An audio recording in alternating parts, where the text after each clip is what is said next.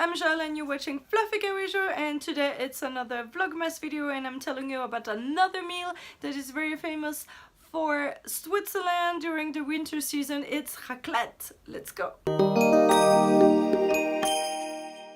So if you have not seen the fondue video yet, go check it out.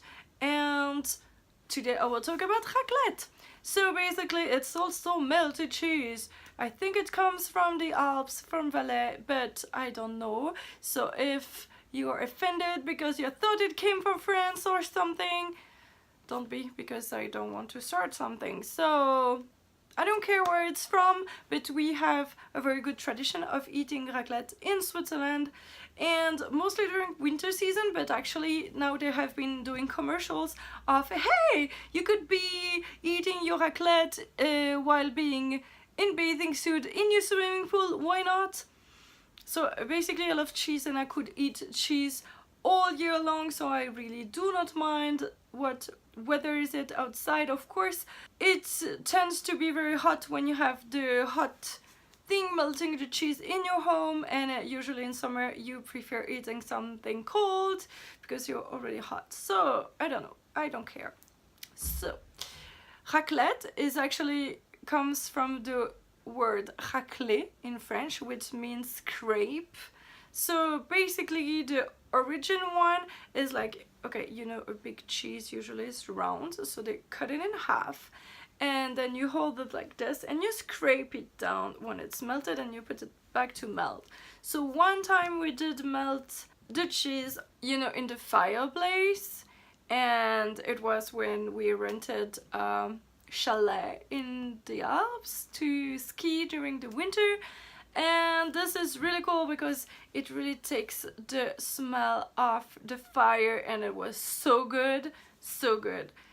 But usually you don't do that because I think we were just the four of us in my family, and so it takes so long to melt in the fire that everybody eats one piece maybe every half hour because you have to turn and serve everybody, and so it's so long and everything. So basically what they have done right now is they have made very ovens where you put your half cheese and it melts from the top, and then you scrape it down, and it is stronger than the fire, so it's quicker, but you still have to wait. But usually it's a really big piece, so you can still eat for a few minutes.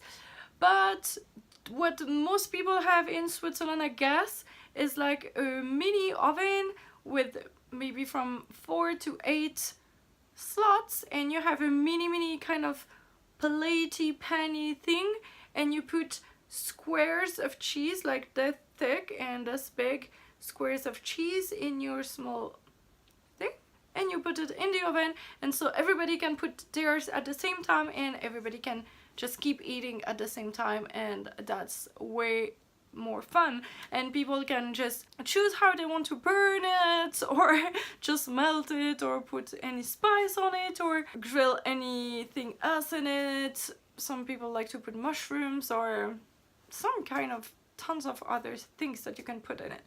And so then you just put it back on your plate, and usually you eat it with a potato and some pickles and some tiny white onions and vinegared onions, and very small ones. I love those. And basically that's the traditional way, and then you can put pepper on it and all kind of other spices, anything that you like, and that's it. Then it's a very fun meal that you can do with your friends or family, and it's very popular during the winter season because it's cold outside, and when you eat that it's very hot because of the oven, like I said. And I love that, and most Swiss people love that because, you know, cheese. And also they have different kind of the cheese that you put in it.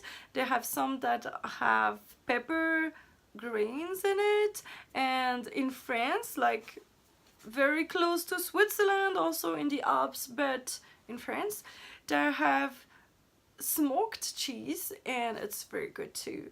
So yeah, in different places they have different kind of cheeses to do with it, but mostly it's the same kind and just different ways. So do you also know raclette in your country? I know fondue is well known all over the world, but raclette, did you know about raclette? Did you ever try raclette? And yeah, tell me about raclette in your country. And if you have not watched my other Vlogmas videos, go on my channel. There's tons of Vlogmas videos and I'm doing one every day until Christmas. So see you soon. Bye bye.